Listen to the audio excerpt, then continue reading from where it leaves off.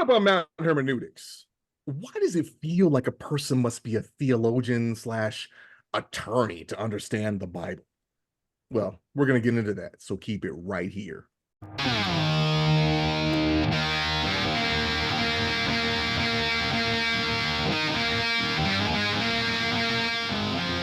You're listening to Mount Hermeneutics, where three Marines give their perspective on God, faith, and spirituality with a heavy lean on the divine counsel worldview. This is not your grandma's Sunday school, nor is it always for the Christian faint of heart. Nothing about who we are or what we say make us experts. But you better believe we'll have a take, and perhaps it won't suck. So, Matt's wrong. It 100%. Yes, I'm quite proud of myself, if you can't tell. Fellas, what's happening? Ayo. Not a lot, man. Not a lot. So I hear Mrs. Moore's coming to my hood. Yep. Tomorrow? Is it tomorrow? Tomorrow. Yep. Yeah, okay. Yep. Maybe actually I got a party on Friday where someone's gonna have some smoked meat. So maybe her and Jess or Cool and the gang can come up and I got no idea what their eat timeline looks like. eat some of my meat. That'd be good. Yeah. I don't know. I just made fried rice with smoked brisket just before the filming, like an hour ago. That does not sound like it sucks. It certainly does not. It does not sound like it sucks. I found it to be the best way to reuse smoked meat, specifically pulled pork, but also brisket. Okay, yeah. An amazing fried rice, and it's like the perfect mixture of my Japanese heritage and my San Antonio upbringing. It's like right? I don't even know how to describe it, but it's yeah. I mean, you just did. You're Japanese. The kids say, chef's kiss. Saturday, I have a son that he ran the 200-meter and had a crazy headwind, so anybody that follows track, he had a 2.7. So I meant to ask how that works. That 2.7, does it get normalized into the score? No, it just gets held off to the side so everybody knows it could have been faster. Yes, but it doesn't actually count as being faster. So if Nope. there's like a cutoff that's like they just go, sucked you ran into a headwind. Yeah, that's pretty much it. And why can't they turn the track around? They would have. I mean, the wind was shifting. They sometimes they do, like if there's just a straightaway, but since it was a curve, he ran the curve into the headwind, and I think it was just a crosswind on the straightaway. So he only, for about 100 of the 200 meters, he had a headwind. I see. And then a crosswind later. But regardless, he is top 10 in the U.S. right now from just that race alone. Wild. So everybody knows that he could have been, up there, even higher. Yeah. I mean, and to put it in perspective, if you have a tailwind above 2.0, the race doesn't count. So he had a headwind above the not count. Yeah. So good stuff. Really good. So next week, I guess so April 13th and also April 20th, he'll be at meets that will be on the world schedule. A couple of pros will be there, and he'll have real competition on the and it'll be streamed, all the stuff, all the fixins. So a couple of big weeks coming up for young Cooper Bibbs and his track and field journey. Very cool. Fun stuff. Brian, Congrats, man, what's up? Man. Yeah, thanks. I can't think of a thing, man. Okay. I feel like I had stuff going on, but I can't think of it. How was y'all tornado? Was that nothing burger? Yeah. Boo. Yeah. Yeah. In fact, one of the meteorologists here in the metro had made a comment on his Twitter that it was going to be equivalent to the May of 2013, which for those that know much about Oklahoma, we had a massively deadly tornado. We lost a bunch of kids out of a local grade school that I actually attended as a kid. Carrie lost her horses in that tornado. And so this guy was claiming that level of tornado-dom, and he actually took his tweet down because he overshot. It didn't age well. Yeah. So they always do that. The flip side is, right, I'd much rather be hyped and it not happen than people be like, don't worry about tomorrow. And then there's like, Right. just an abject disaster. So, I mean, I Plus, get it, but hedge it, right? Say, they've hey, got to be hard to predict. It's not like a hurricane. Like you see the system right, coming, right. right? And you, I mean, it might be bigger or smaller than, But you're by the using a time it hits you. protractor. You're like, Right. it's Yeah. there now. It's moving this fast. Like Yeah. it's, It's yeah, like, get out of town before you die. yeah. Right. No, Or in it's tough. California, we have the forest fires and whatnot. Those are rough. Yeah, Earthquakes, they just happen. Yeah. you know. Yeah. So I mean, I have some empathy and, but at the same time, like the jaded individual inside of me can't help but think some level of that's clickbait and revenue generation, right? You get all eyes on Oklahoma, you know. And on your news stations rather than on your streaming Right. channels and all that, they get I more think ad that's revenue. probably a pressure, but I think Oklahoma meteorologists, they're like they're doing that because they believe it. I like but to think so. But I also think that they're zealots and they kind of overdo it. And Yeah. I think it's when the big stuff happens, they almost never see it coming before it happened. It's not like, the 2007 ice storm. Remember that? Like Mhm. nobody had any idea that was coming, and it was like a civilization ending event for No, like we knew about it a was month. coming. It's fucking climate change. That was the one like Christmas time you're talking about. We had that blizzard and all that. Is that the one you're talking about? December. I think it was in December. Yeah, it was early December. Oh no, I'm thinking of a And different thing then. Okay. Yeah, we did now we did have a big ice apocalypse also. Yeah. yeah, we did have another big thing. I think was it 2009, like a giant blizzard over Christmas. But I don't think I saw that coming either. But anyway, yeah. Thinking So of I that. I had a minor medical event. Uh-oh. Yeah, minor. I mean, I guess it could have been major. I don't know. But fortunately, my daughter's a first responder, and she kind of called me out on it. But I had like a bump on my leg, like I don't know, some kind of a little lump. And as you do, I was like, I bet I can squeeze this out of my leg. So I squeezed and squeezed over a couple of weeks. And now I have an infection. So my leg was Huh. like swollen up like this, and it's all red. I didn't know it was red. I'm in the gym with my shorts in my home gym. And my wife was in there working. She goes, "What is wrong with your leg?" And I was like, "Oh, that explains why it hurts so bad."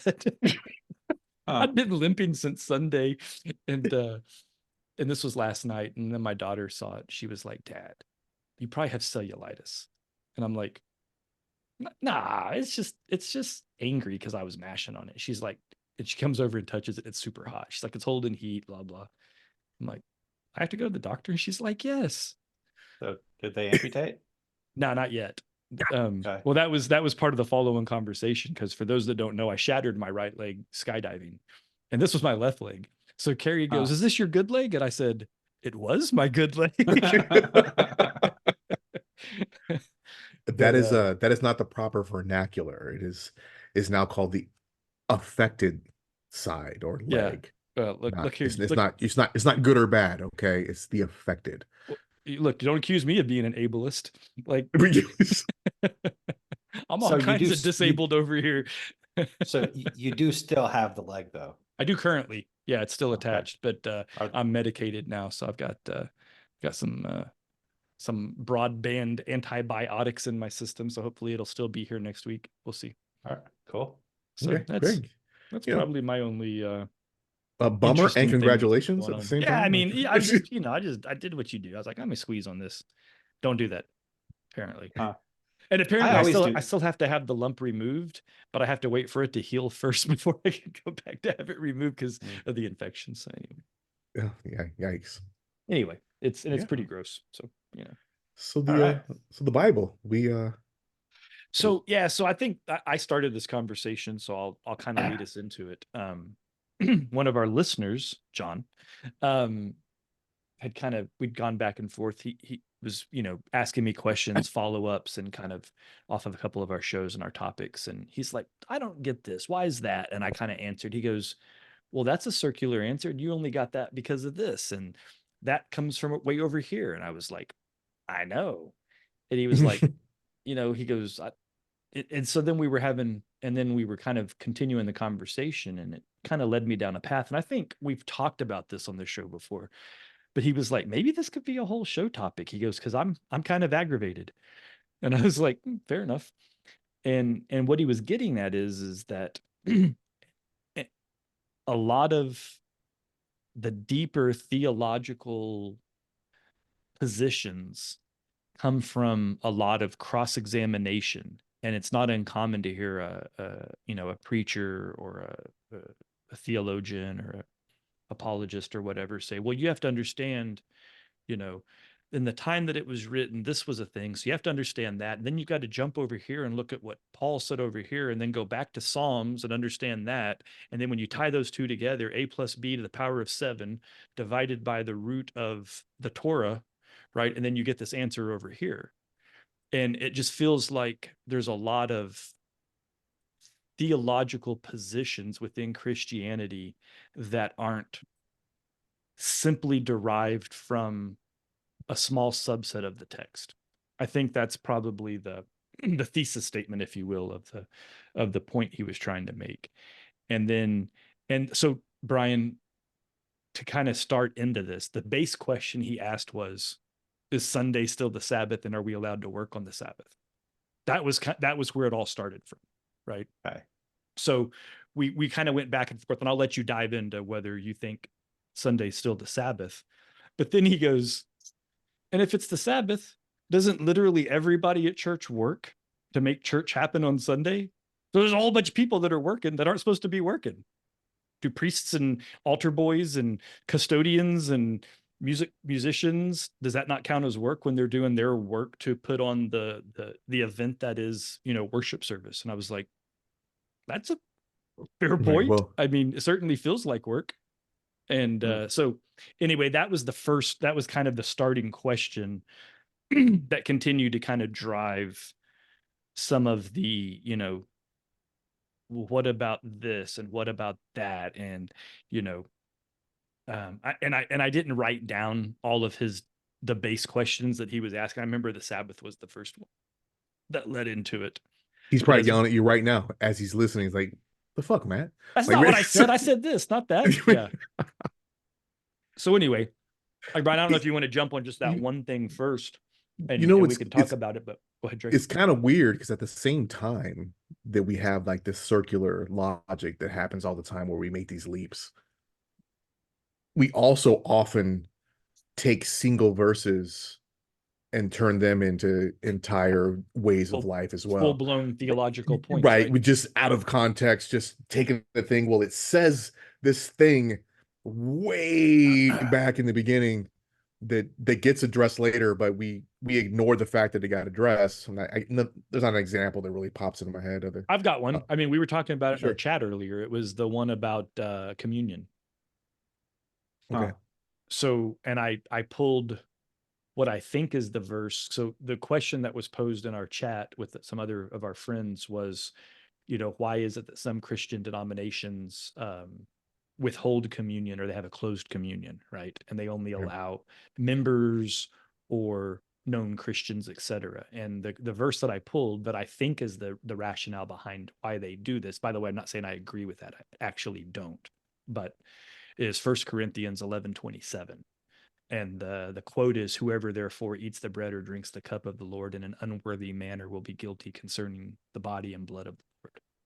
Right. So I don't know that there's another verse that speaks to exclusionary behavior relative to the communion, but I think that's an example, Dre, where the specific denominations that have closed communion, they point to that sentence, and they're not looking at above and below that, right? They're not taking that verse, that chapter, that book in totality, or what he was even addressing in the first place, right? Especially Paul, because most of his letters are actually addressing things, right? And not like this is a broad theological. Yeah, he didn't kick back and just write prose for the sake of it, right? He was right. Yeah, he's like, you guys are morons. I leave for 10 minutes, I come back, and you all are doing this nonsense, and here I am, have to correct you fools. Right. But I think circumcision is on that plane. because we have baptism now, so why circumcise other than the cleanliness part of it as our culture in Cleanliness America. from a biological point of view, not from a Correct. spiritual point of view. Yes, good catch. Yeah. So interesting. I mean, yeah. So that was what kind of spun this topic up. So, I thought you could address it, and maybe it'll be a short, maybe we knock it out in 15 minutes, or maybe we get deeper into it. I don't know. Brian, what do you think? I'm still trying to kind of just wrap my head around what the topic is. Well, so I mean, if I was going to real simply state it, and I think I've probably said this before, probably in one of our earliest shows when we were kind of getting, we were hooking and jabbing over the Trinity specifically. Yeah. I like to fall back on the quote that's attributed to Einstein, that if you can't explain something simply, you don't understand it that well. And it feels like in theology, there's a lot of answers that require an entire dissertation to make a point, rather than simply go A plus B equals C. Yeah, I think we talked about it last Yeah. week too. We talked about what Christians should be doing, and we make a lot of arguments, what they should or shouldn't be doing, and you have to, and people do a lot of lawyering the Bible, Mhm. lawyering the position of Jesus instead of just taking it at face value. And it feels like if you're not lawyering, then I don't know, maybe you're not giving not it its trying. full attention, you're not Right. trying, you're not Yeah. if you're not trying to to put it all together or make sense of it in your own mind, and then maybe you're not even thinking for yourself, right? You're just taking the word of some other person or some trained theologian and just blindly following him, and not reading the book. I mean, last week you talked about, if you haven't read the Bible, like maybe you should pick it up. Maybe you should read it from cover to Yeah. cover, And at least once in your lifetime. And I've had Christian friends. I was going to we had a men's group going for a while out of my church here locally, and we kind of got into this a few times. And I think, Brian, you actually mentioned the quote or the verse. You quoted the verse last week. I think it was James talking about striving to be better and improve yourself and grow, right? And there's an implication that some of that growth is relative to your spirituality and your relationship with God. Yeah. Is that James? Second Peter. Peter. It was Second Okay. Peter. Okay. And also Hebrews, and but what I was going to say Paul is wrote similar stuff. There's a counter that a friend of mine would always fall back on, and it's Jesus saying, "Come to me like a child," right? And it's like it's almost like you can cherry pick either side of that argument, right? Because they say, be simple, come to me as a child comes to, I forget the verse, but there's a verse that says something to that effect. But then Jesus was chastising them for saying you still need to drink milk because you can't even eat food yet because you're not growing and you're not maturing in this. So that was just another part of it. But again, so there we go again with taking a single verse without context and assigning it meaning, when emptying yourself has a different connotation than being a dumbass, right? So it's one thing to be ignorant and dumb and coming to learn than letting go of it's like the old, we say in the Marine Corps, right? Have any of you fired a rifle before? Have you fired a weapon? And people are like, no, good, because then we can teach you the proper way to do it. Right. So if you empty yourself from what you already thought you knew, it's a lot different than being a moron and coming to a teacher and like asking stupid questions. Yeah, I think people have a problem of reading the Bible one verse at a time and kind of building their entire theology around that one verse. Look at Brian being more concise than me. That was incredible. Well, I'm just getting started. Okay, right. Yeah. I mean, I wasn't done yet. Oh, okay. I thought we were going to turn it off. I think we were going to. Trust me, I'm about to get so wordy. Good show, guys. Same time next week. Yeah, but I think people they tend to read it one verse at a time. They don't really read the Bible. I think it's Frank Turek. He's a apologist. He has a saying I like, which is that there are no verses in the Bible. The chapters and verses were added later, and I think that I really do think that screws up the way we read it. Because you're not supposed to read it one verse at a time. I think you're supposed to sit down and read, say, Romans. Like when Paul wrote Romans and sent it to the Romans, the Bishop of Rome got it, and they got up and read the whole thing to the congregation. Here's Paul's letter to you guys, and they just read that whole thing. Like that was a sermon. I went to a church in college where the pastor was so proud of this, but he preached through Romans one verse at a time. He spent like a year and a half. A year? I was going to say was- it'd take forever. It was like a year and a half that he Yeah. spent on Romans doing one verse at a time. And then he did a follow-up with Hebrews. Oh. One verse at a time. And I kind of stopped going to that church for a while, but I dropped back in when he did Hebrews 6, because I was curious to see how he managed that, because it was one of those churches that makes it say the opposite of what it actually says. And you can make the Bible say whatever you want when you're dicing it up like that. And a week later, you're picking up the next verse. You're really supposed to read that stuff in one sitting, but most people don't do that. And you have to start at the beginning. It's like anything else. It's like if you come into, Star Wars and just watch, the last 10 minutes of Return of the Jedi first, and then pretend the whole story based on that. Probably a dumb analogy, because it's, the Bible's a bit more complex than Star Wars, but everything that Jesus taught and the apostles taught, it's predicated, it's assuming an intimate familiarity with the Hebrew scriptures on the part of their audience. We don't have that familiarity typically, because we don't read it. You have to kind of understand the broad principles, the broader narrative, in order to understand how the specifics fit into that. And most of these questions resolve themselves if you just sit down and read the book of Genesis and pay special attention to Genesis 1 through 11, because that's the prologue. That's kind of the world building setup for everything else. And then everything else kind of it's if you just build that foundation, everything else is pretty straightforward and easy, and it's not that hard to understand. But you gotta put in the work, and most people haven't done that. On top of that, most people they're kind of indoctrinated into a tradition. Especially people who are raised in church, they spend the first several years of their life being told by other people what the Bible says. And then if they ever do read it for themselves, they're largely just projecting their already formed beliefs onto the text and reinforcing it. They're reading it with a confirmation bias. And that, it doesn't that's not necessarily 100% wrong.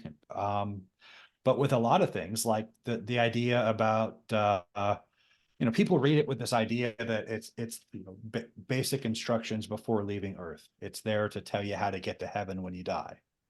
So if you read it with that understanding, and you're bringing that question to it, it can be very confusing, because it doesn't talk about that. That's not even on the radar of the biblical writers. And so when you read it with that kind of confirmation bias, you miss a lot of what's actually there. And so you're kind of like questions of circumcision, for instance. Well, that's resolved pretty emphatically in the New Testament. The first major controversy among Christians was, do Gentiles need to convert to Judaism in order to be Christians? Right. And by convert to Judaism, that means circumcision. Which is a much bigger deal for a grown man than it is for a newborn boy. Right. Which is why there were so Pardon the many. pun. What was the pun? That it's a much bigger deal. Oh, I get it, because of I see what you did there. You're talking about their wiener being larger because they're a grown man. I was. Yeah. Gotcha. Thanks for breaking that down for us, in Yeah. case somebody was listening. Like, I don't See, get I it. didn't get it at first, because but So you had to break all it down right. for yourself so that you Right. could get it. Yeah. Yeah. So, and maybe somebody listening that helped them Right. out. You're welcome. So, but Yeah, but the That early joke just church, made my mom laugh, by the way. So she Yeah. thinks penis jokes are funny. You're welcome, Linda. Yeah, I'll have 3 more before the show's over. I have no idea what I was talking about. The requirement to become to convert to be a Right, Christian. yeah. And that's like that's settled pretty emphatically. Like that was the very first church council was, do Gentiles need to do this? But yeah, to your point, that's why there were all these what what Luke in Acts calls God-fearing Gentiles. Like there are all these Gentiles who were interested in Judaism and would attend synagogue, but the circumcision thing was kind Was a of a barrier. showstopper. Yeah. Right. I So they think, were pretty stoked when they heard about Jesus, and like you get all the benefits of being God's people, and you don't have to, you don't got to be Jewish. right? You don't got to But go all taunt Lorena Bobbitt on it. I mean, you can just be Candace Owens out there and just hating on Jews, and or one in particular. yeah, I don't have an opinion on that. I'm gonna just stay clear of that. But yeah, and that speaks to the broader issue of what is the role of the law. I mean, and much of the Bible is it's like God sees our bad assumptions coming, and much of the narrative is there to kind of head that off. And like today, we talk about the problems in the world, and we speak as if, if we just had the right laws in place, then all would be right. If we just had the right legislation, if we just had the right system in place, that would solve our problems. And you see that in the Bible where they have the law.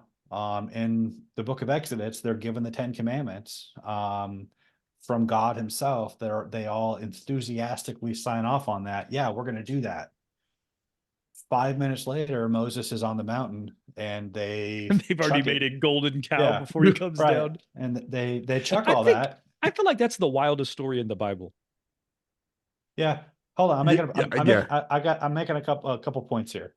I mean, it's all one big point, but I'm illustrating with a couple of examples. Then there's this idea that if we just had the right people in charge, if we just had a king that would fix everything. Like, and that's partly true. Like the book of Judges is all about, in those days, everyone did what was right in their own eyes because there was no king in Israel. So it's to kind of set up the need for a king. But then they ask for a king for all the wrong reasons. They get the king they asked for. It goes bad. Then they get a good king. And then that doesn't solve it. And it's just kind of one thing after another, God kind of giving humans what they think they need so that we learn what we really need. But we don't read the Bible to get those lessons. We keep bringing those questions and assumptions to the Bible and everything else and missing what it's teaching, because we don't start from the beginning and build the foundation and get there. So by the time we get to Jesus and he says, repent, for the kingdom of heaven is near, believe the good news, we think he's speaking to the questions we brought, which was about how to go to heaven when we die, when it's something else entirely. But so I don't know if that addresses the main question, but I don't anyway. No, I don't think it does. I mean, I think it's adjacent to it, right? I don't think any of that was wasted, but I mean, what you're saying is that coming into the Bible with preconceived notions, confirmation bias, etc., allows you to pull either the wrong or a convoluted or a confused message from the Bible. And I don't think that was what the point of the question was. The point of the idea behind the conversation was more about how, let's assume that we came to the scripture with either an open mind or the right pretenses or the right biases, Or with no biases. or with none. Sure. I don't think that's possible, but sure. It's still challenging to extract straightforward, simple, concepts from some, if not most or much of the writing. So like, I mean, even something as, so we talked about a couple of weeks back, we went into a few of the discourses that Christ gave, the Olivet and Sermon on the Mount, and a couple of others. Sermon on the Mount, probably the most well-known, most well-preached bit of red letters in the Bible. And most people misunderstand it. Right? Like that's an example of what I'm getting at. And that's without getting into, Jesus wasn't really laying down law, so to speak, right? It was more about, this is how this is kind of big picture stuff. So why do you think that is that they, I don't know. Like that's part of the conversation question, point. right? Yeah. Like well, that is the question of the show, so to speak, is why is it so hard to pull and to know you're getting the right meaning? That's the other part, right? So let's put a pin in getting the meaning. There's so many people that have the wrong meanings. Like we talk about it all the time on this show. And we think we have a more correct or the right meanings. But like, it's one of those, like, says who, right? Says Brian, says Matt, says Andre, right? Like, and we can sit there and go, well, it's really clear because if you, A squared plus B squared equals C squared. Yeah, we can logic it out. We can lawyer it. Right? Like just and, Sermon on the be Mount, more like, convincing / compelling to come to my side. Last week or 2 weeks ago, we talked about Sermon on the Mount again, and I think we were talking about the end of the one set of verses where Christ is talking about, if your eye causes you to sin, gouge it out, blah, blah, blah. And I shared when we were talking about that just until like 3 weeks ago, I took it literally. And I thought it was like a Spartan approach to how righteous a person has to be in order to be like Christ. I never caught that last part about the heart, and unless you change the heart, all the rest of it falls away, whatever. And I'm a person I think myself a pretty critical thinker, and I've grown up around this, and I've probably heard the Sermon on the Mount preached on,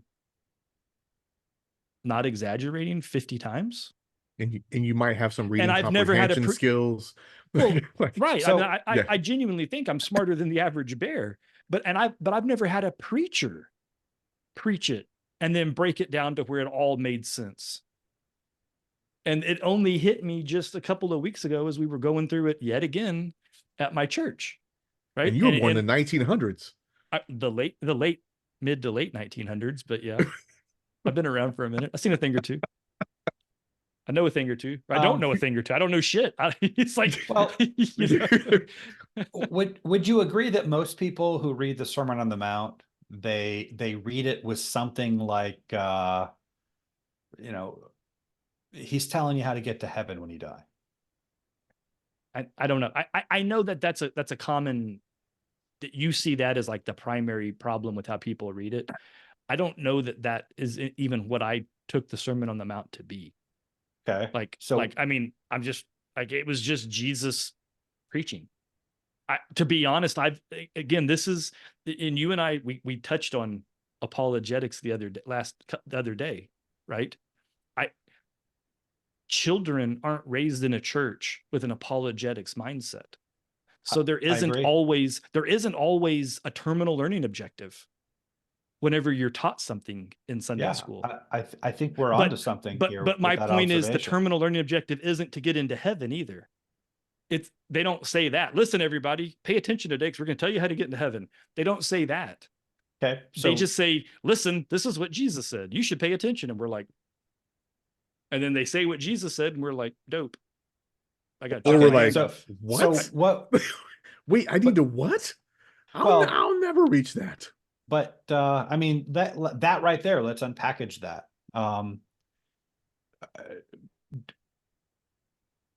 It sounds like you're saying that they don't really explain like here's what Jesus's purpose was, here's what his overall message was, and here's how that fit into it. Not on a constant basis. It's not like, going back to the analogy we used the other day about, when you're in the Marine Corps Every Right. Marine, whether an officer or a And lance corporal, knows how they relate to the warfighter. like, isn't that kind of the problem though? I'm not going to say it's not a problem, but that doesn't make it easier. I don't think that simplifies some of these verses. Well, I don't think changing how you come into it makes some of this theology more naturally aha. well, are you saying it's intrinsically not naturally aha, or that it's that's the experience because there's something wrong with how we're approaching it? Like I guess I'm trying to wrap my head around what the Brian, if I knew the problem, I would know how to state it in a way that took us right to the answer. I'm okay. simply saying very few people are able to read the Bible and extract from it what others would say is the obvious message. Right. And that's as simple as I can make that statement and make it open. Right. Right. Because And because you know me, I refuse to accept that man has every single bit of the Bible figured out. Like, I just absolutely will not accept that as a logical statement. well, I mean, I'm not trying to argue with you, but I don't claim that I have every single bit of the Bible figured out, but I will say that I don't think it's as I don't think the answers to what you're asking are as elusive as you're saying. I think a lot of it is because we come to it with a lot of these assumptions, and it's not really explicitly taught, because I don't think most churches are really understand what Jesus was about and what he taught. And of course, I can hear the howls of outrage of what you do. Uh, yeah, I do. Yeah. Yeah, I think I do. And you can be mad about it. I don't mean you guys. Maybe you guys are mad, but like, um, I'm not asking anyone to take my word for it. I'm asking you to be skeptical, but scrutinize what I'm saying on its merits. Um, the message of Jesus is so inscrutable precisely because we don't lay that groundwork to figure out. He came into a culture, a Jewish religious culture that was already pretty much established, and he's speaking to them in terms that they already understood. We're coming at it from a completely different standpoint. So when we read in the Gospels where it says, Jesus came preaching, repent, for the kingdom of heaven is at hand, the time is fulfilled, repent and believe the good news. We think he's trying to tell people how to get to heaven when they die. We think he's trying to tell us about the good, how to live the good life, and how to meet certain requirements and to be acceptable to God and be saved, which means having a trouble-free afterlife, when he's talking about something else entirely. When you understand, like, when he can't, was talking about when the Son of Man comes, and the kingdom of God and all that stuff, like, these were already concepts that were well established before he showed up. And he's speaking to that understanding. If we don't come into it with that understanding ourselves, from having read the Old Testament, from having reading Genesis 1 through 11, and understanding the conflicts that are being set up there, and how the call of Abraham is the beginning of God's plan to rectify that, and what the law was for, and what the prophet said about the God's kingdom on earth that the Messiah would bring about, we are totally unprepared to understand anything Jesus was talking about, because everything he taught presupposed an awareness of that in his audience. So that's that's kind of that's the main answer to what you're saying. And I think that's, I think if we were to go through Matthew passage by passage, I think I could demonstrate that pretty ably. No, and I think, I mean, I don't think I have a problem with anything you said there. And I think I would be more apt to agree with you on scripture that is that's directly Christ, more so than when it's apostolic or prophecy. So Well, the I'm not sure black what- letters versus the red letters, right? The entire Old Testament and everything after John, right? So Matthew, Mark, Luke, and John have quotes from Jesus, his actual words, the actual things he said and did. Everything after that is all secondhand opinion, and it's written differently.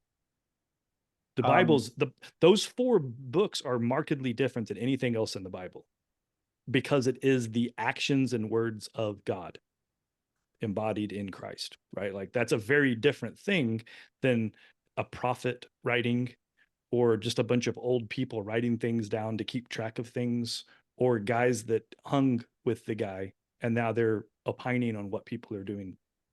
Like, so my point is the rest of the Bible, I think, is harder to understand than if you just isolate what Jesus said and did. I'm not sure I agree with that, but I'm also not sure what you mean by that, like, or why that would be true. Well, I mean, what I'm saying is a lot of what we consider to be modern day, not, I don't want to say law because it's obviously different, but a lot of what is biblical about what, thou shalt and thou shalt not do is attributed to James, Peter, and Paul, not Jesus. There's a whole bunch of sins that are laid out in the Bible that weren't uttered from God directly.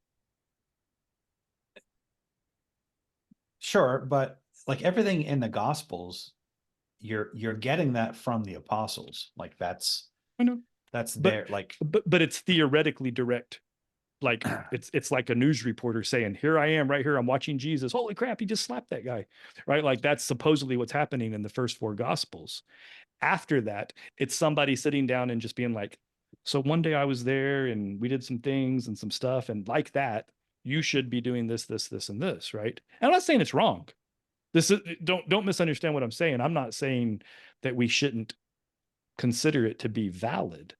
I'm just saying it seems less straightforward.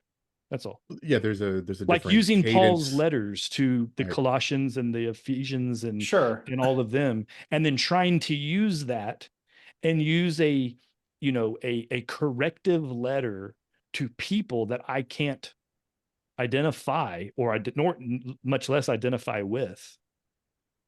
It's hard to make that theology that I can it's harder to make that those extractions to me. Yeah, I mean you are getting one side of a conversation, Right, with Paul's letters. right. But I also think that you should read the Gospels with that same understanding. I mean, you're kind of getting, like, if you're reading the Gospels without that background in the Torah and the prophets, you're kind of doing the same thing. Like it's like the Gospels are kind of the answer to the conflicts and the expectations that are being set up in the prophets. Agreed. And this is where we go back to lawyering and having to be, a research analyst to understand what's being said. That should be kind of straightforward. This is exactly to the Yeah. point, right? Well, It's no different than Michael Heiser saying, you got to understand the ancient Near Eastern mind, to put yourself in their perspective to understand how they would have received the statement. All of Sure. that is very hard to do in 2024. I think if it's not probably impossible. I think it's probably easier now than it's ever been. And also, Okay, that doesn't mean it's easy. It just means easier. That's a sure. relative statement, right? And by the way, why would it be easier now than it's ever been? Because we have more information about the ancient Near East than we've ever had. We have Because of cuneiform and yeah, like the Book of Enoch was unknown to the West until like the mid 20th century with the discovery of the Dead Sea Scrolls. And the all kinds of other, like the Epic of Gilgamesh likewise was unknown, the Enuma Elish, all the cuneiform. So when we say ever, where in your mind, where is that cutoff? Where in history do we know more than they did? Is it the 1200s? Is it the 1500s? Is it 600 AD? Because I would think that Like when did Christianity lapse into darkness and lose all of this information? Well, there's that, because I mean, Well, all of that information was well known, Well, especially during Roman times, because they when were did we really stop good being? at. When did the A&E end? I mean, roughly. Now, I'm not asking for a specific day because obviously you can't do that. The ancient Near East. Yeah. Well, I want to address that, but I want to circle back to something you said, Matt, like your main point about, and Dre, I do want to address go that. ahead. I think Yeah. that is a good question that's worth some. Well, because time. your question kind of blew me away, or your statement did, and then when you explained it, I do agree, but when, right? Yeah. What church fathers, I guess neo church fathers, when did that start? Yeah, But I agree that's a worthwhile topic, but to Matt's point about it's how difficult it is, I agree. It is challenging. And But I mean, if we really believe that the Bible is the word of God, that Jesus is the Messiah and this represents God's plan for human history and the very meaning of human existence, why shouldn't it be challenging? Like what would be a more worthwhile expenditure of our efforts and attentions? I don't disagree with that. And that was actually that was some of what I said back in my offline conversation that I was having, right? But here's part of the challenge also, right? So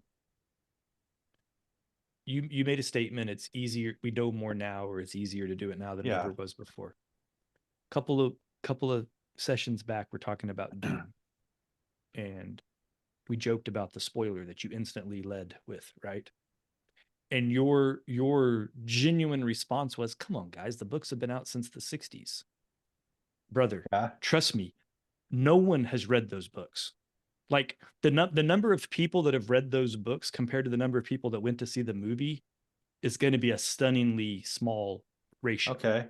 People don't read like that. Or the people left.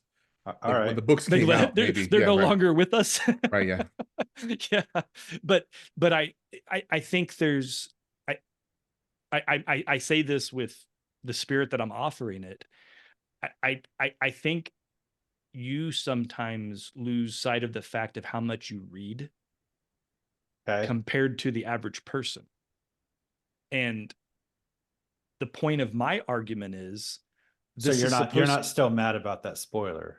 No, I covered it and actually deleted part of it and I moved it. Yeah, I saw those. I mean, it makes sense even in our field, right? Like I know lots of things about foreign policy and what goes on in the world, that when I have a conversation with like my neighbor, and they have a completely different take, and I'm way taken aback. Like, and you're like, what are you, an idiot?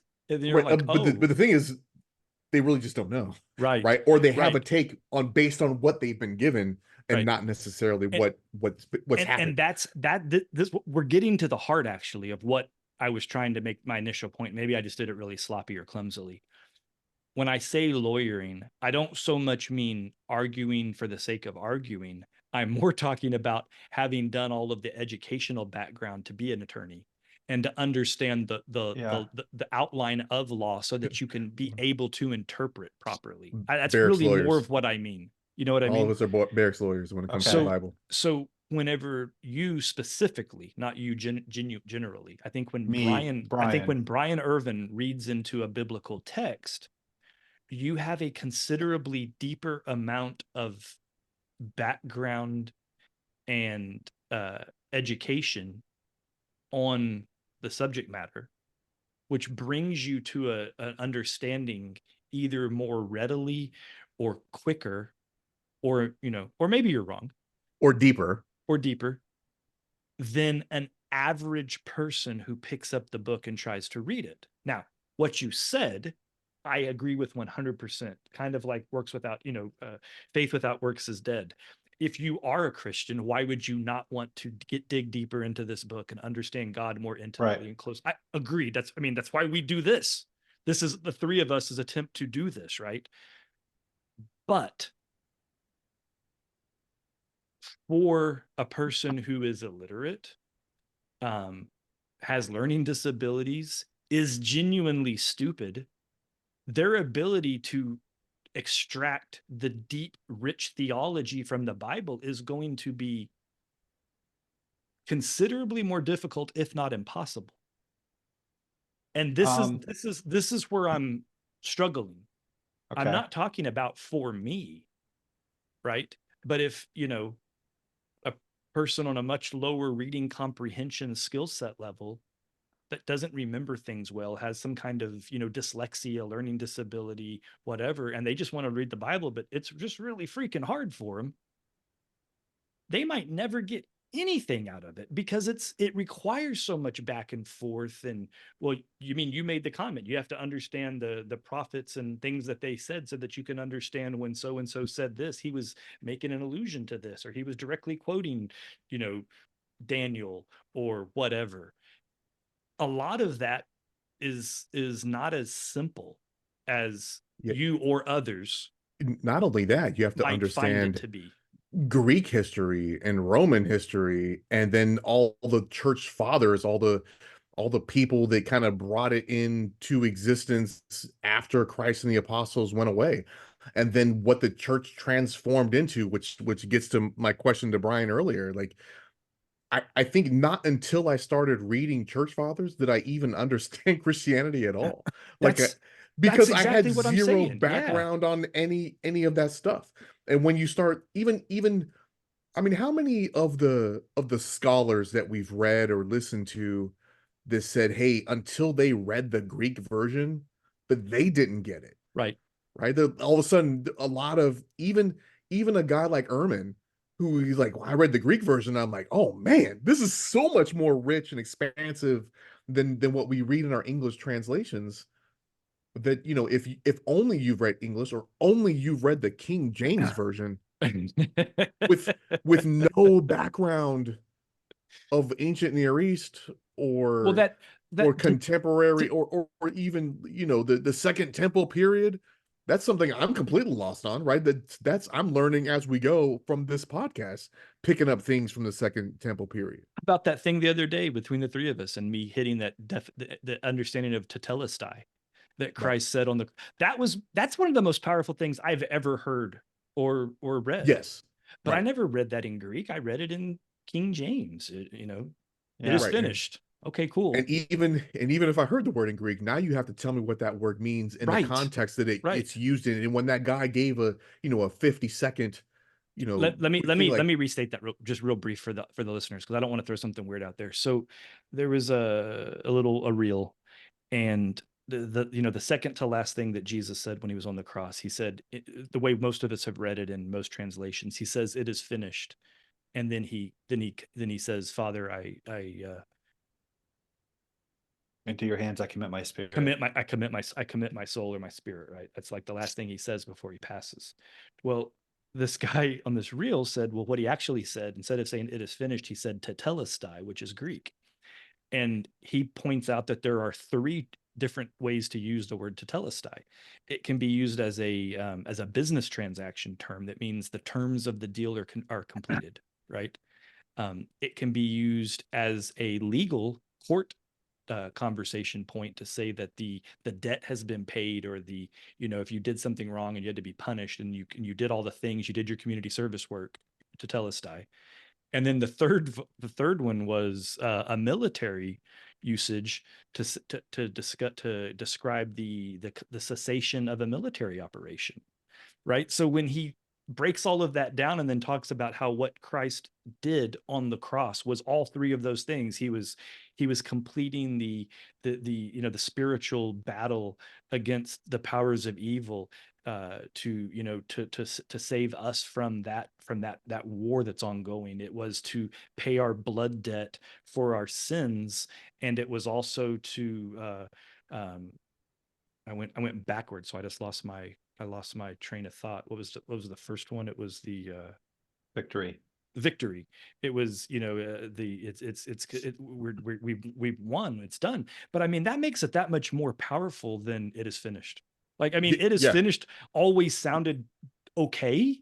Pretty Whenever gangster. you hear Right. about it, he's like, "Hey, it's finished. I've done my thing." But when you understand the deep definition of tetelestai, it becomes a whole lot sicker, right? Yeah. Like it's a pretty cool thing to say. It's some real gangster stuff to say. And I mean, it got me kind of goosebumpy. I'm sitting on my couch at, I don't know what time it was, just chilling, with the basketball game on in the background. And I saw that reel and I was like, And oh, can that you was one of the imagine coolest reading it things I at ever that saw. time, right? At that time, and understanding that language and being that Oh, close to it, right. right? You're like, did he say tetelestai? Right, right, yeah, right. Because- It's kind of like when I see a movie about the Iraq War. It means a little something different to me because I can see the sights and I you can could smell it. smell, You can you taste the know, sand. yeah, and you understand, and it kind of brings you back to that place. I don't have that understanding of Roman culture in, the 30s AD, right? So 30s. yeah, I don't got that, right? But so I can imagine how powerful that would be, because you start thinking like, why the hell would anyone even convert to this? Mm.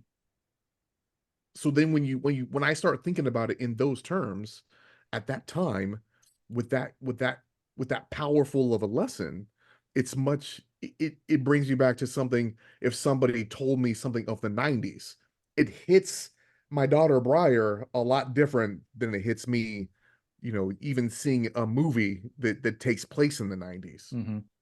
So yeah, I think it's not that easy, Brian.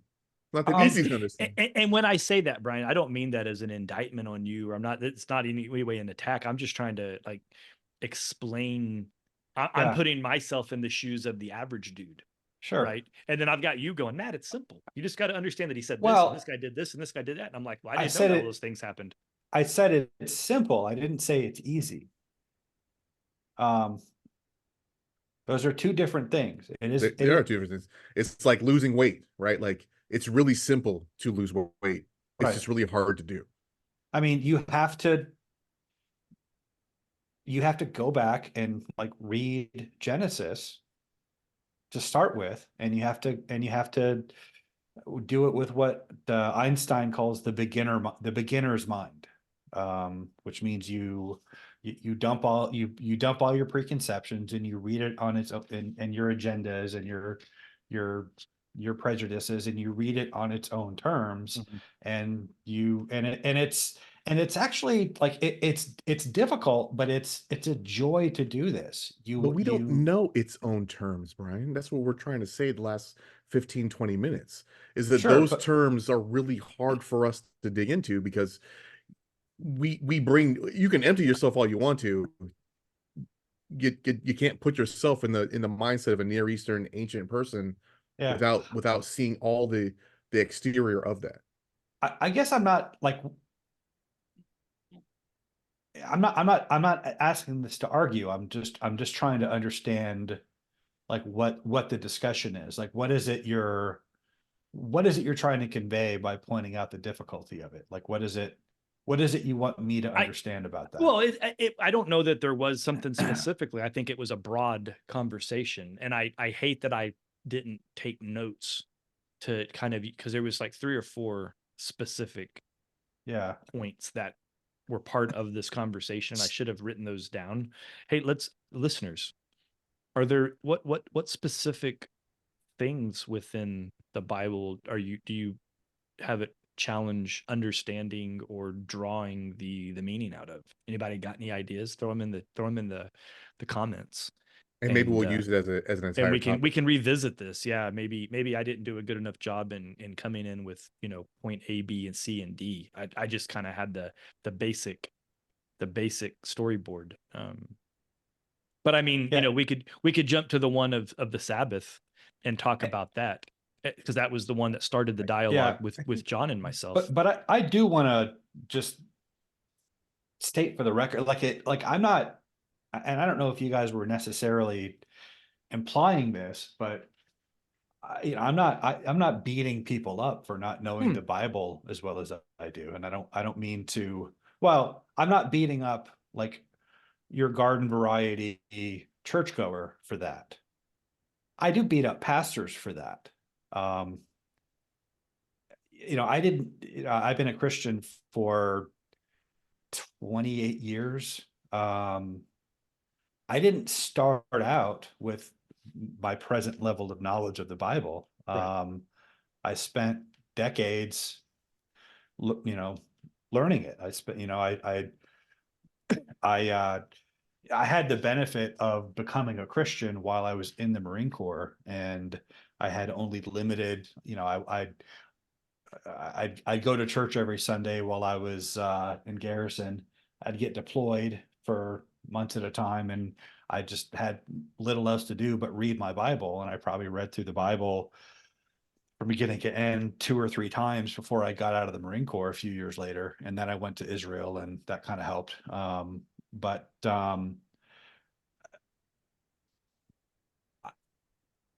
for the longest time, I kind of felt like, so I kind of built up an understanding of what the church is supposed to be, kind of just from reading the Bible. I was kind of like, I remember growing up, going to high school, it was almost like an effort not to go to church because people were always inviting me to church. I went to high school in Oklahoma.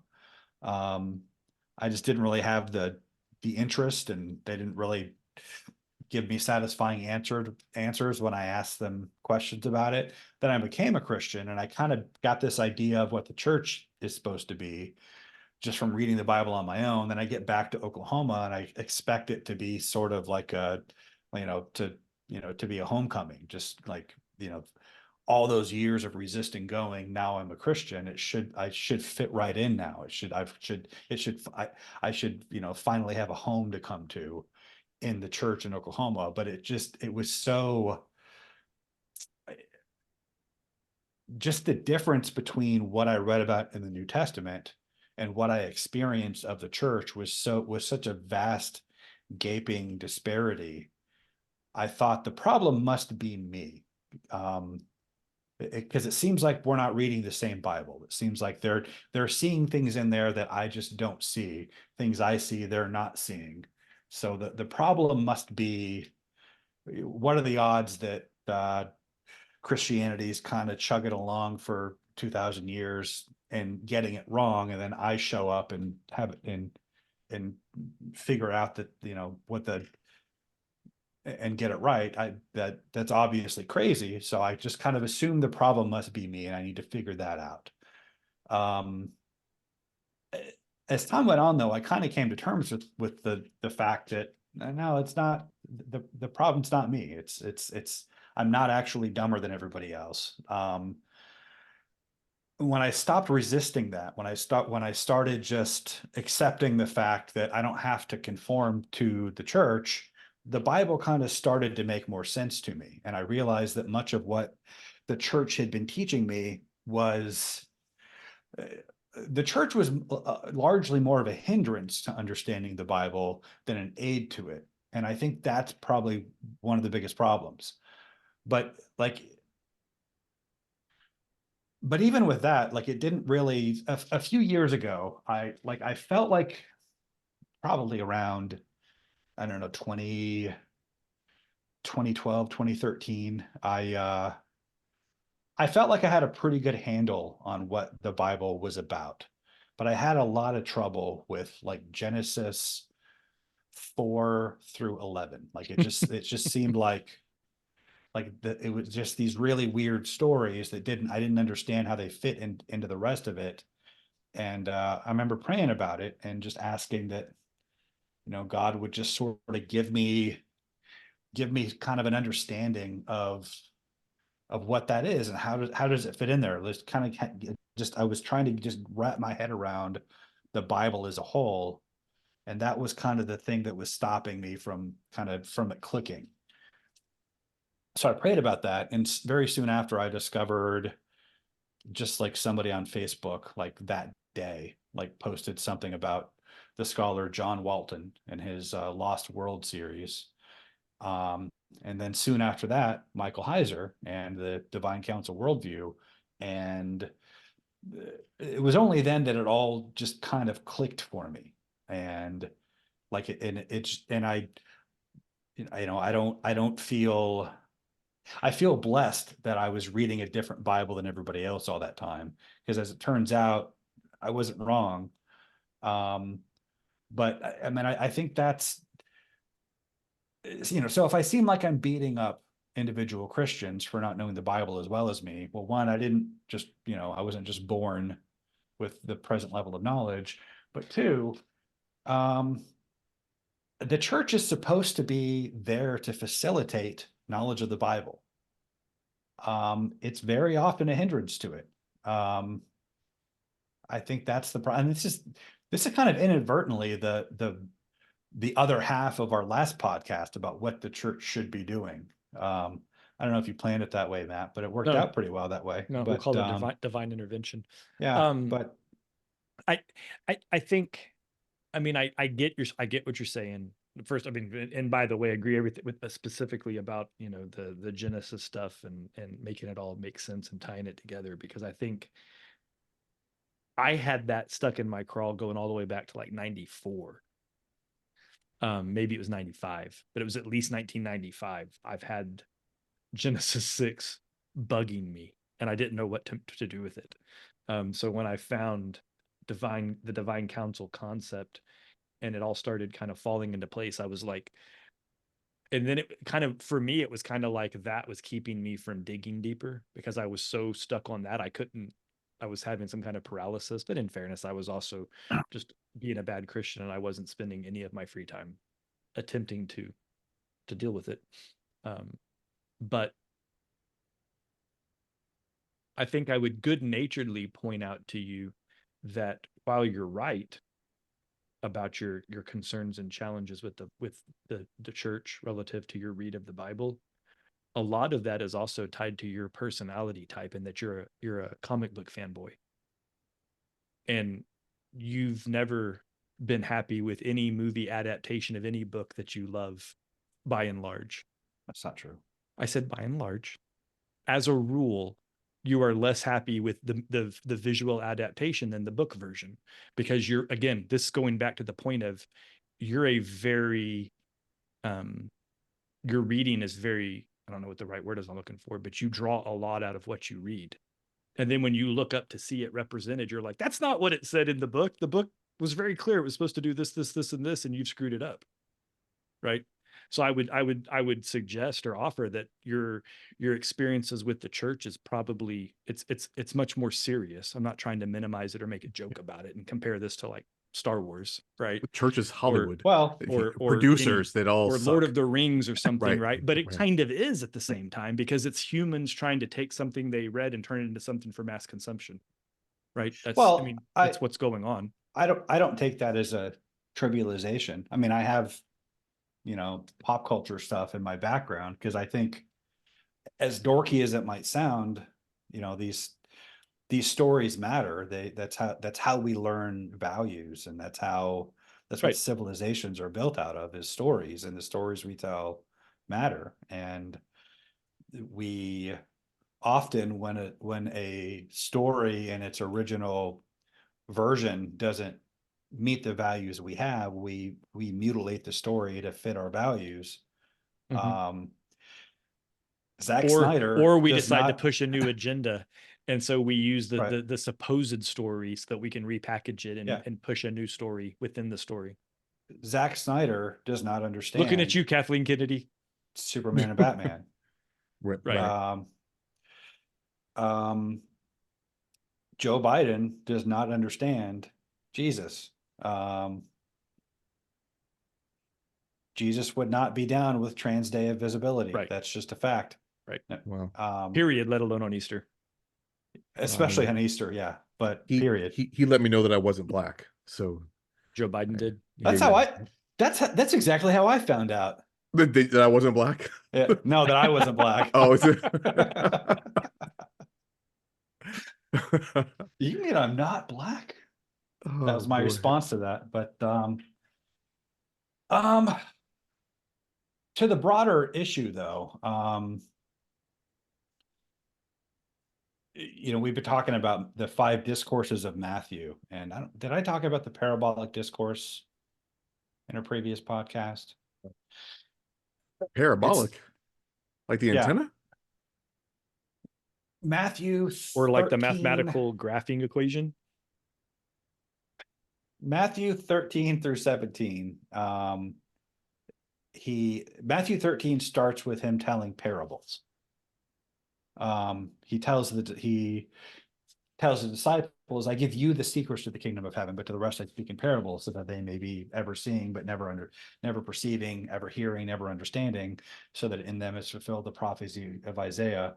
And then so he tells the parable to the general public, and then he explains the meaning of it to the disciples in secret. That's in chapter 13. Then as the gospel continues, you have this kind of recurring theme of what's being taught and represented to the public versus what the truth is, what he tells his disciples.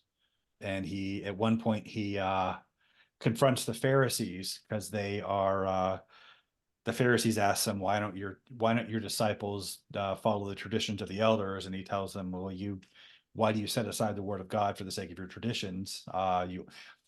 You as fulfill the prophecy of Isaiah, these people honor me with their lips, but their hearts are far from me. Their teachings are but rules taught by men. And then they ask him for a sign, and after he's been healing people, and he says, no sign will be given. And then finally it kind of climaxes with him asking his disciples, who do people say that I am? And some say John the Baptist, others say Jeremiah or Elijah, one of the prophets. What about you? Who do you say that I am? You're the Messiah, the Son of the living God. And he strictly warns them not to tell anyone about this. And after he praises Peter, and then a week later is the Transfiguration, which is the ultimate revelation of the secrets of the kingdom of heaven. The point of all that is that there is this kind of constant juxtaposition between what's being represented to the public and what the actual hidden truth is. The lesson there is that people tend to bring their tribal commitments, their religious presuppositions, they bring their prejudices to the question, and this blinds them. It's a very Taoist sort of message about people are fooled by the outward container, and only eyes unclouded by longing can see the real Tao. People who come to the Tao with desires for certain questions to be answered, they miss the Tao. It's kind of the same thing here, which speaks to the larger issue of why is the Bible so confusing. I think that discourse in Matthew, I mean, the discourse proper is just in 13, but the theme plays out up until the Transfiguration. Most people just come and they want their questions answered. They want to check off the boxes that they brought with them, and so they're not willing to do that work. They're not willing to put in the decades of study and research, which are a joy to do. And so, the church is, contrary to popular misconception, it's not designed by God as it is. It's shaped by market forces. The marketplace doesn't have a strong demand for deep knowledge of the Bible, for preachers who teach difficult things. They come to church with Yeah, but the church part, like you keep going back to the church, but to me that the church is secondary to this issue, because if a person was sitting at home, or they were in another country, or they didn't have access to a church, they should still be able to gain and ascertain the elements, right? The key points. So, like, getting back to a specific use case, the Sabbath. Is Sunday the Sabbath? And should it be observed biblically, or is it Saturday? well, Or is it Monday? Like,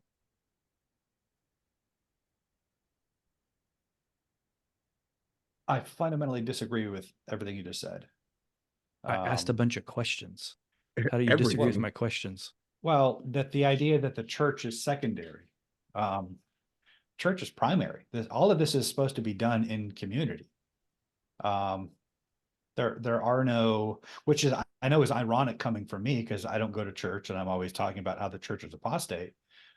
And it breaks my heart to do that because I desperately want a church. You know what to I'm go about to to. say to that, if this is your premise you're going to come from, right?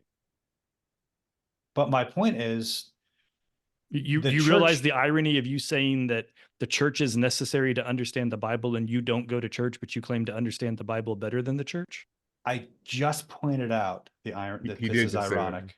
But not about not going, but the understanding that comes from it. Like that's like it's really weird for you to say that. Like I'm saying that's what the church is supposed to be doing. But as I said before, the church is largely a barrier to that understanding, when it's supposed to be the vehicle for it. You're right that it's not easy. You're right that it's difficult to just sit down and read the Bible and understand it correctly on the first run through. You have to be willing to dig into it. But I realize most people, or at least not all people, have the capacity to do that, or the time, or whatever the barrier. But the church is supposed to exist to facilitate that. And when I say that the church is apostate, part of what I mean is that it just doesn't even have that sense of itself. We kind of have this idea of church is there to kind of do a pep rally once a week, and then everybody scatters and kind of does their own thing and are left to their own devices without really much individual guidance. And that's a problem.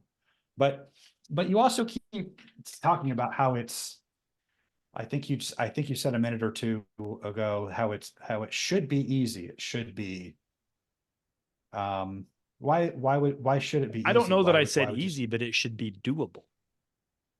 So maybe I said easy. I don't mean easy, but I mean it should be possible. What should be easy? Maybe I missed that. Pulling all of the messages pulling the theology out of the Bible that we're intended to get. Like what I'm suggesting is that the average person, average comprehension skills, average literacy, should be able to sit down with the Bible, read it, and they should be able to get, if it's truly for everyone. Message, right? Yeah. Well, why do you say they should, like, why do you say that it shouldn't? why do you say that it should, and what does it mean that it's not as you say it should be? What is the take? What do we conclude from that? Well, I'm saying that they should. I don't know the first part of your question. The second part I would use as my point of reference is your constant positioning that the churches are teaching the wrong messages and Christians misunderstand the Bible. So if such a broad majority misunderstand it, they're clearly not able to understand it on their own. And even if they're being taught wrong, everybody should be reading it going, "You're full of shit, Pastor Tommy. That's not what it says." But people don't do that. They read along and they're like, "That's absolutely what it says. I agree." Yeah.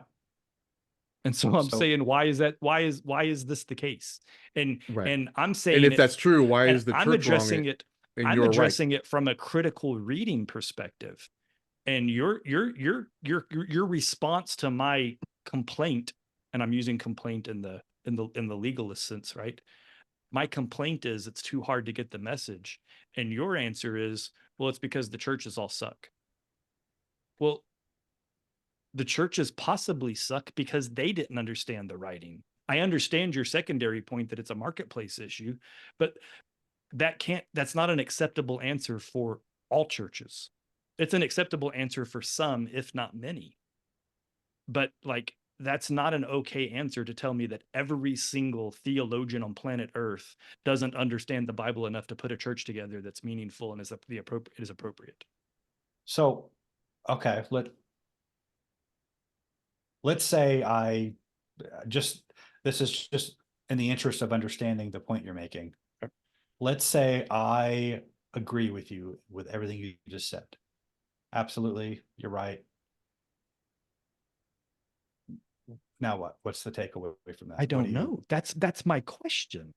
I don't And- have an objective. I don't have an and- agenda with this conversation. And I guess what I'm asking, like, or to this whom is train of thought. You're responding to my question as in like you're dealing with an atheist and you're defending Christianity and the Bible, and that's not what I'm not no, attacking the Bible. I'm just I'm trying to sig- understand your question. My question is, why is the Bible so damn hard to understand? It's a pretty simple question. I've said it like 15 times So like, For and weeks. I'm trying to determine, for a like, better is part of your- a year. Yeah, right. and I'm trying to understand where the complaint is directed. Like, is it directed at me because you think I have, No. and I'm not No, this is a offended if it is. conversation. No, this is a Yeah. conversation. This is like the three of Yeah. us sit down. I'm like, bro, Yeah, why and the Bible's so hard to read? I'm not fighting with you on it. I'm just trying to like, No. is the complaint directed at God because he didn't write the Bible simply enough? I have an emergency alert that won't shut up. Oh, all right. Endangered juvenile. Oh, I should turn my FMK. notifications. I'm using my phone as my camera. Maybe And it if- can't and it- override that. Well, it might just be in the metro area. You're far enough away, maybe that won't hit you. Yeah. It's gone now. All They're right. gone. So I hope that juvenile finds what they need. No, what I'm saying is I find it an odd situation that the theology in the Bible is so nested and complicated to pull out. That's it. But it's not an indictment on God. It's not. It's just a conversation point. And I don't see how agreeing with that is either. Like if your response to that is it is and it was meant to be, and that's why we need the church. I mean, I suppose that's an answer. I don't know that I agree with it, but well, it's an answer. that's not my end all be all answer. That's part of the answer. But I also think you're overstating the problem a bit. I'm not. I'm really not. I mean, so. like I've thrown out one specific that we haven't addressed because you keep The going Sabbath. into broader points. But I brought up the Sermon on the Mount and the point that Christ was making about sin nature as another example. Like, I mean, there's tons of examples of things Okay, that what- are there that are meant to be pulled that people aren't pulling. Yeah, They're not but getting it's, it. What is so simple about it, though? I mean, you keep asking Matt about what he means about it being difficult, but why is it easy? I mean, well, one, I think he's overstating the level of difficulty, but two, I'm wondering why we would expect it to be easy in the first place. Like, why would that be Well, I mean, if when did he set expectation? isn't that the question though? Like, why is it so hard? but the answer that's not an answer. The answer is why should it be easy? That's not an answer to a question. Well, I'm just trying to understand the question at this stage, but as far as why is it so hard? And this kind of goes back to last week. So last week we talked about how the Christian life, and just to set this up, and because to tie this to the divine counsel worldview, as we always try to do, you have this this recurring theme in the book of Genesis. The serpent tempts the woman, says, eat the fruit and you can be like one of us. You can be a divine being, knowing good and evil. She takes it, corruption. Then you have the Genesis 6 account. You have the divine beings who, it's kind of a mirror to Genesis 3. They're tempted by women. And the divine beings want to be like mortals and have human women, and they father these Nephilim. Then you have the Tower of Babel, where they try to kind of reinstate the arrangement of Genesis 6 by summoning the Watchers down to father more Nephilim, give them secrets. So you have this corruption by the illicit mixing of divine and human natures. And that's what this is what corrupts humanity, leads to the flood, leads to the scattering and the necessity to call Abraham. And then you have this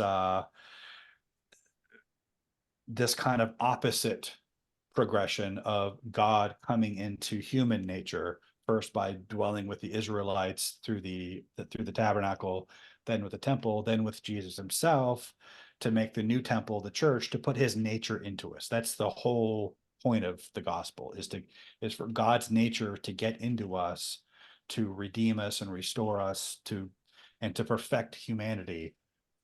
That requires work on our part. We have to cultivate those qualities of the divine nature, which is why Peter wrote,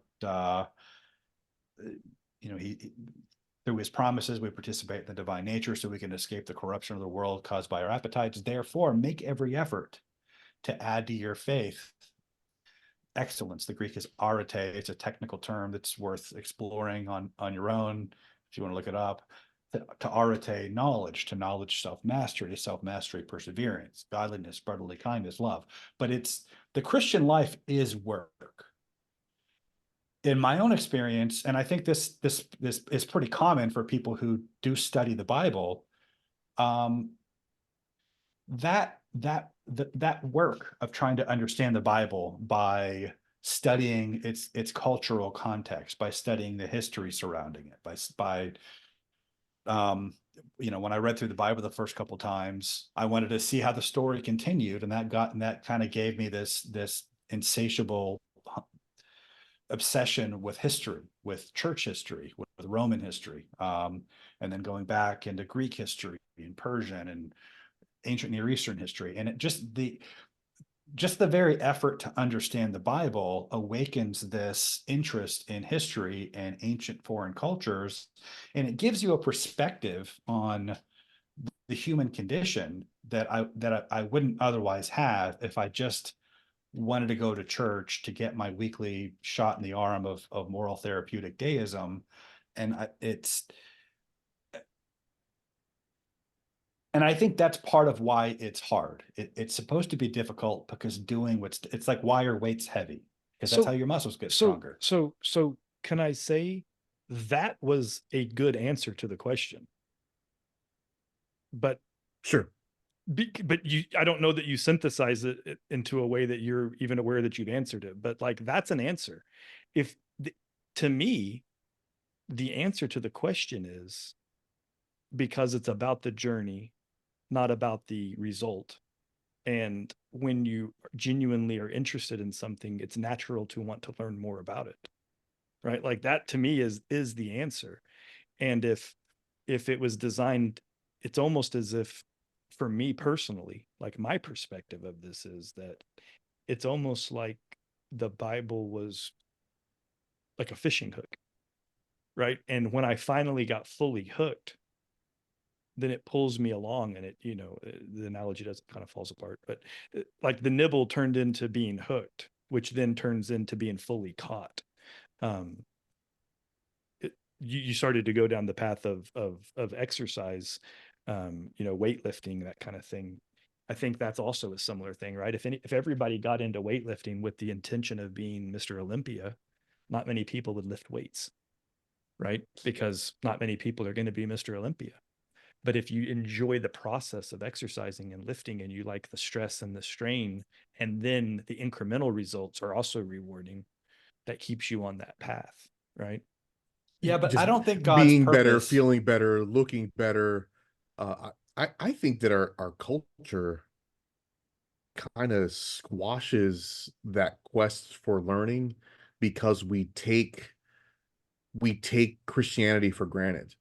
We take it so for granted Yeah. that it's so ingrained in like the background of our culture that we can even talk shit about it, that we can actually bash it, that we can blaspheme to high heaven, that my Instagram, feed and reels was all about people making fun of Jesus Across Easter, and yeah, there was a lot of across that. Easter, while propping up, the secular sexual proclivities of human beings, right? Like it was super offensive that Yep. it would be that so open and out there and so acceptable Mhm. to It's our spiritual culture warfare. that we could just do and say that thing.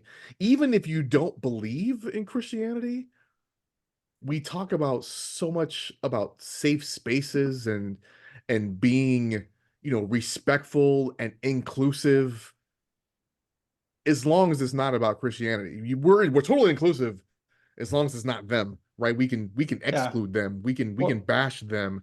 But to my point though is that it's so ingrained in us that why take the journey? Because we already the path is so broad and so well, paved, it, and you're to your point of just getting the wave tops because that's how we go to heaven. Just follow the yellow brick road, and you're totally going to get there. And if I check the boxes along the way, yeah, we have a gospel that a so-called gospel that tells people, if you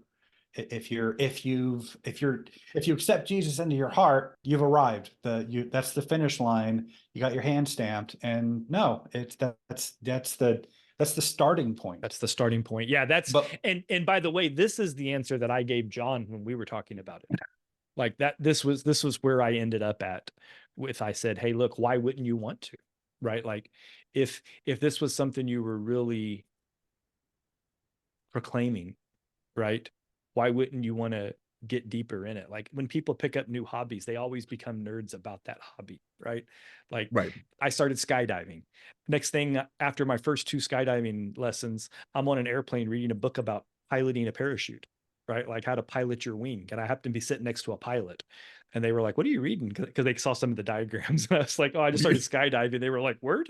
And then they were like, what do you, they're like, that's thermodynamics right there. That's what I had to learn in college to be a pilot. And I'm like, oh yeah, it's the same stuff.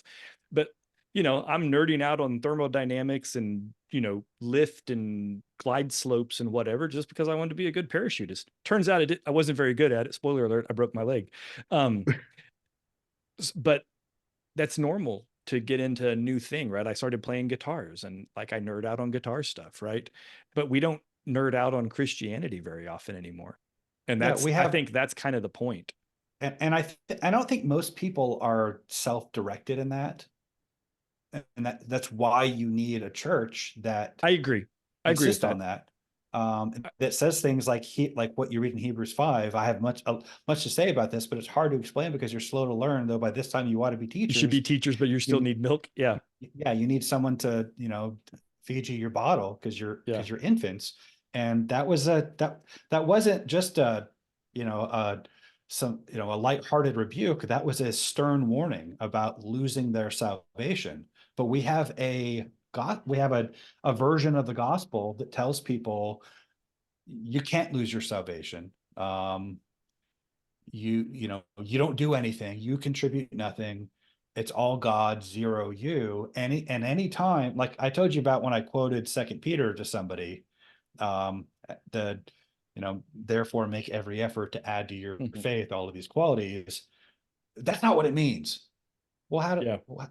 I just quoted it verbatim. It's the Apostle Peter you're arguing with. It's not me. Well, I know what you're saying with it. I didn't say anything. I just quoted it. Like, what's it? And if Sound that's like your libs of TikTok. reflex, if that's your reflex when you hear somebody quote scripture verbatim, you've got a problem. And that's a widespread problem. You quote these things and people want to lawyer it. So it says the opposite of what it says because that conflicts with the Well, questions they in brought to fairness, it. people can quote things wrong, right? Like you personally would freak out if somebody was doing something and you were like, hey, you shouldn't do that. And they would say, judge not, lest ye be judged yourself. You're not just going to let it go like, oh, you're right. Carry on, smoke crack, right? Like, I mean, This was not one of those times. but my point is, you're making it broad. I'm just clarifying that it can also be misquoted, right? People can be quoting the wrong thing, trying to derive the wrong message from scripture. But I agree with Yes. the broad point you were making. But No, I think that's it. Back Like, to your earlier point about it, it's about the journey, not the Mhm. destination. I don't agree with that. don't think God wants me to just study things for the sake of having the experience of studying them. If he wants me to grow in knowledge of something, it's so that I have something to offer the church. It's to, Right. like you don't work out for the sake of working out, although some people enjoy working out, but you work out so that your muscles are strong, so that you're healthy outside the gym. I think you're missing what I meant. I think we're saying the same thing. I didn't say work out for the sake of working out. I said work out because you're enjoying the path. If your goal was to be Mr. Olympia, right. right? But My point is that if you don't enjoy the journey, why are you doing it? Is the right. point. Like if the Okay. journey feels miserable, yet you know you're supposed to, so you're doing it. You're essentially, it's like you're tithing from a broken heart. I don't Yeah, know. but I think is it necessary? I think that you can learn to love things that are necessary, but there's some things you just got to do. yeah, Whether you like it or not, and if you can learn to love that journey because it's necessary, or have a reason, maybe the destination is why you're going to love the journey, then Well, that's I yeah. think, I mean, and but that has to do because working out's fucking miserable. It hurts, I right? There's how mean, many memes and jokes are there? Like, only you know, legs. but Only legs are miserable. The rest of but it's the a th blast. the thing we're talking about here, that like the real the reality behind our analogy of Mr. Olympia is becoming like Jesus Christ, Mhm. like that Right. yeah, he is, yes, Right. Right. yes, That's and exactly why I picked that or analogy. right. Yeah. or the Mamba mentality to win Right. championships. But Right. if you love Jesus Christ and you've put your faith in God through him, and you believe that God raised him from the dead, and God promised, sorry, I have an animal doing things here, but sorry. If God promises you that you'll be raised like Christ, and you have the nature of Christ in you so that you can become like him, if you believe that, why wouldn't you make that your highest life's pursuit? If you believe that's true, what would be what Sure. Sure. what else are you doing in your life that should get in the way of that could even compete with that wouldn't be your highest joy? A lot of people don't like water, but if they don't drink it, they're gonna die. Right? So you gotta, No. it becomes necessary. Learn to like the water, right? Like Yeah. find a way to make the water good. If that means putting a little flavor in it, if that means, uh, getting a fresher, purer source, if that means, But I think if we're talking about it like it's a chore, though, like that, I think that's a problem. Like I if don't think drinking water is a chore. It's a necessity for life, yeah, but if you mentioned how some people don't like water, so they just want to drink water, and so they're chronically dehydrated. or they just Um, die, right? yeah, Or they get kidney So, stones. so, so basically, I'm saying that if you don't like this journey, then the end goal, if it ends not good enough for you, then it's, I think chores are healthy also. I don't Well, think I don't think there's that that. Right. That's why. What I is it? think calling it a chore to read the Bible and study God is okay. I think it's okay that it's a chore because work is necessary in life. If we don't work, we become complacent and stagnant and weak and soulless and brain dead. Every study about Alzheimer's, comes from, people who become idle, people who retire. It's no coincidence that people that retire and find no hobby die soon after. Mm-hmm. So the work is necessary. That's why I got mad hobbies. The chore is, I see what you did there. The chore is necessary. I think it's okay to talk about it as a chore. Well, look, my I point, think my there's point in having the conversation wasn't to vilify it or make it seem like something people don't want to do. I was trying to raise awareness to the point that I think there's a lot of people that struggle with it being a chore and not being good at it.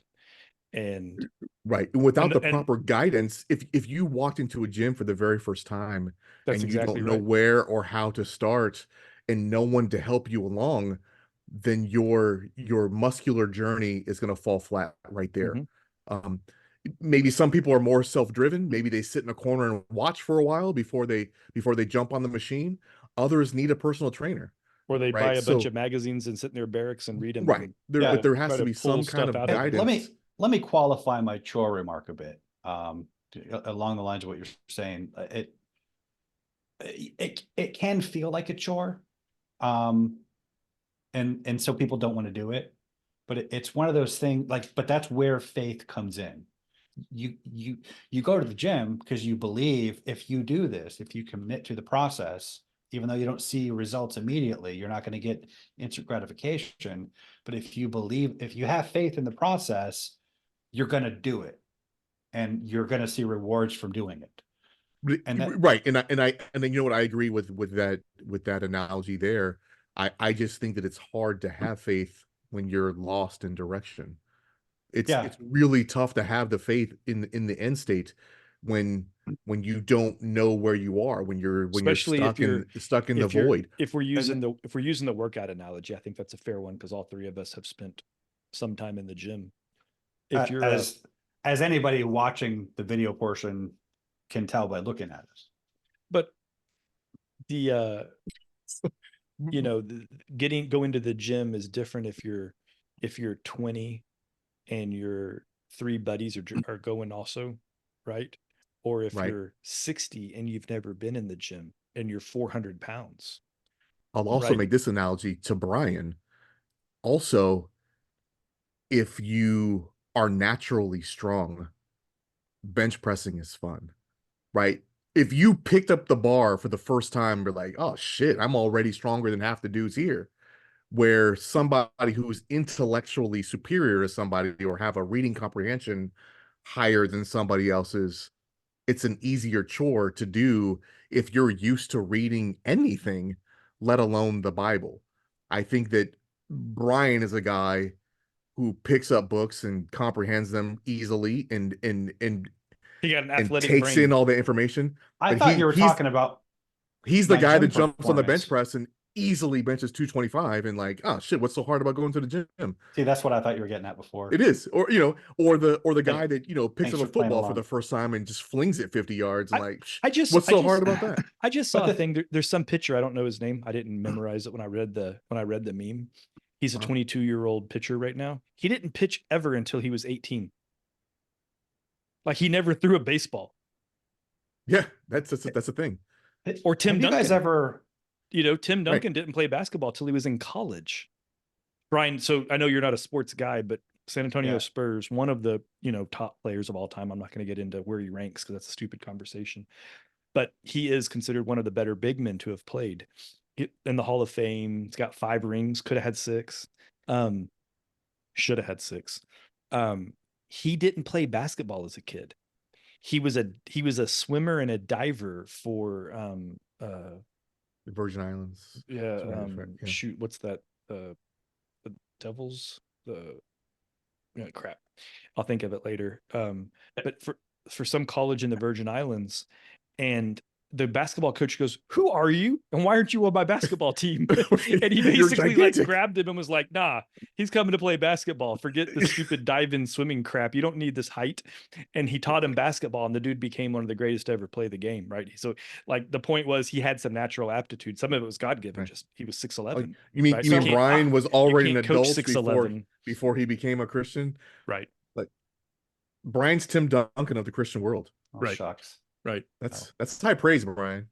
Thank you. I appreciate that. And also, a lot of people didn't like him until he was Right, already so out of the game. So this Because might be more apt because than he's you boring. realize. That's why. Okay. Because watching him play is like watching paint dry. So just to clarify, like I'm not beating up regular Christians for not having the Bible mastered.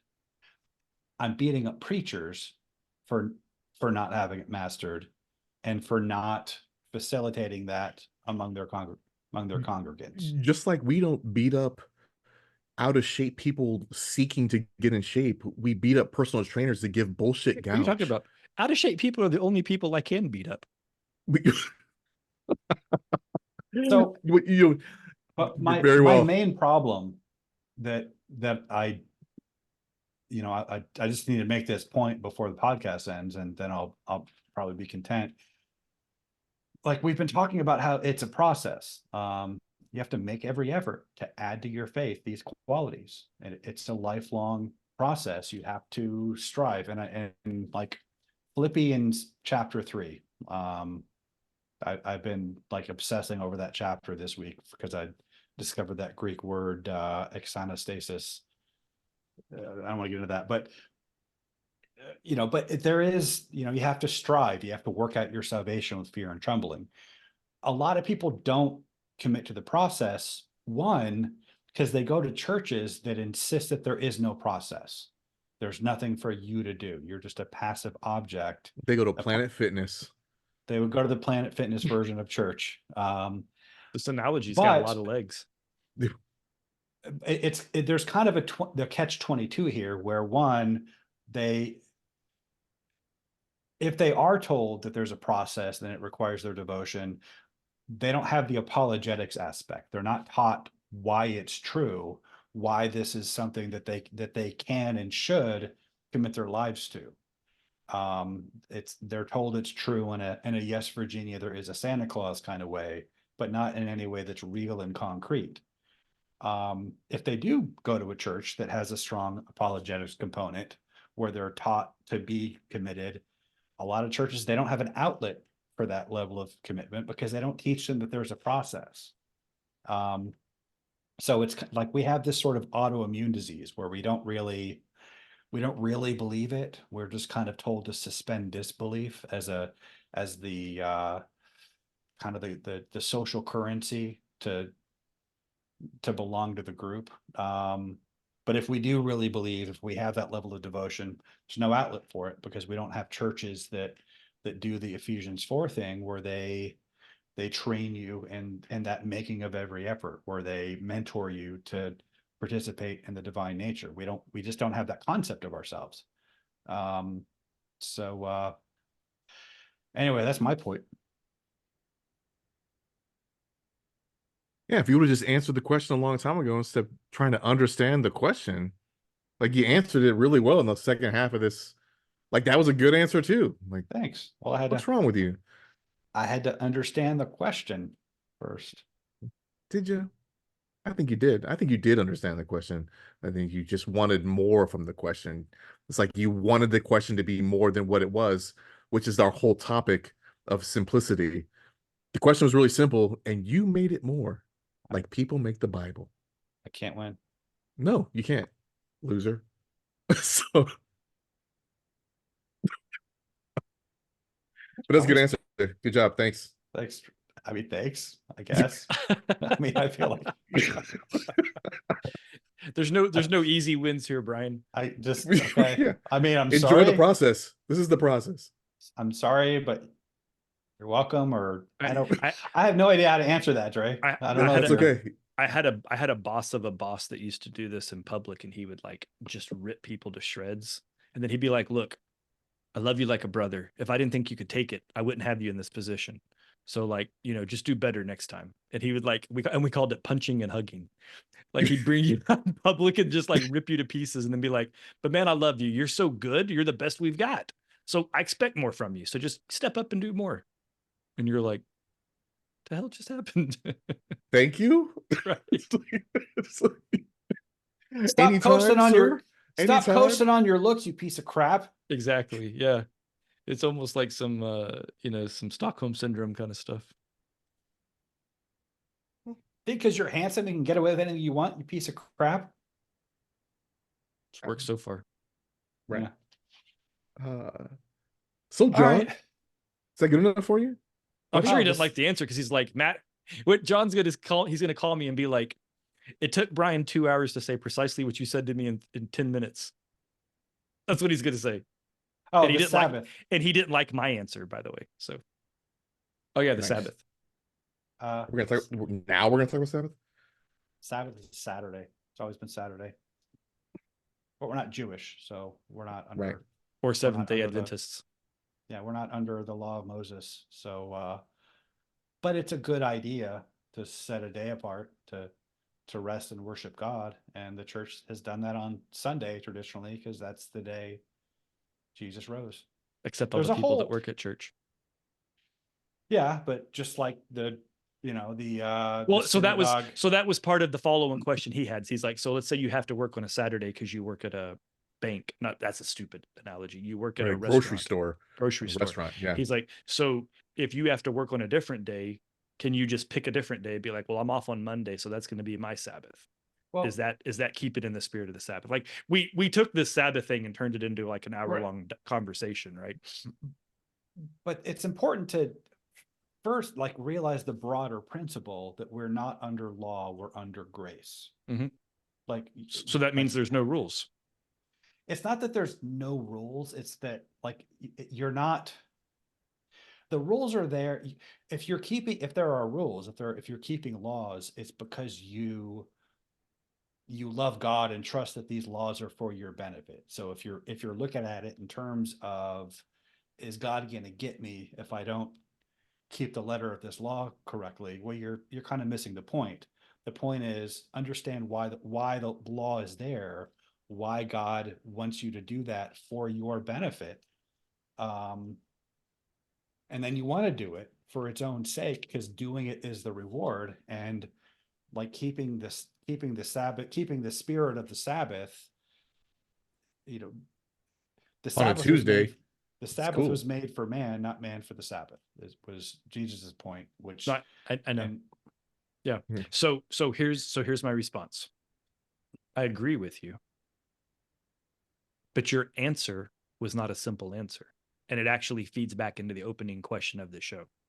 Right? Like you gave a paragraph of an answer that requires understanding outside of your answer in of itself, right? Like this was the spirit of the question that I brought to the table. which was the answer that I gave at the beginning, was that people come into these things a verse at a time, and you have to kind of like read the narrative as a Yeah. whole No, I know. to understand the broader principles. And so I was explaining the broader principles to frame why you're kind of asking the wrong question, like why the question doesn't really apply within the. It's not the wrong question. It's a genuine question for a new Christian to go, is the Sabbath important? And am I going to hell if I work on the Sabbath? Yeah, That's a genuine question. That's not the wrong question. Well, I don't mean it's the wrong question, like you're bad to ask it, but if we're under grace, not under law, the idea that you're going to go to hell because you didn't keep a rule, well, that kind of misses the point of Yeah, being I under mean, so grace. so the answer is no. Right. That's Right. my point. Right. The simple answer is no, but then they go, why? And then you have to And go, then- well, you have to understand. Well, Right. Right, And then you yes. have to give this, but this, the answer, this. but the answer isn't no. The answer is yes, the Sabbath is important, but asking it in terms of if I step out of line, is God going to get me and send me to hell because I didn't keep this rule?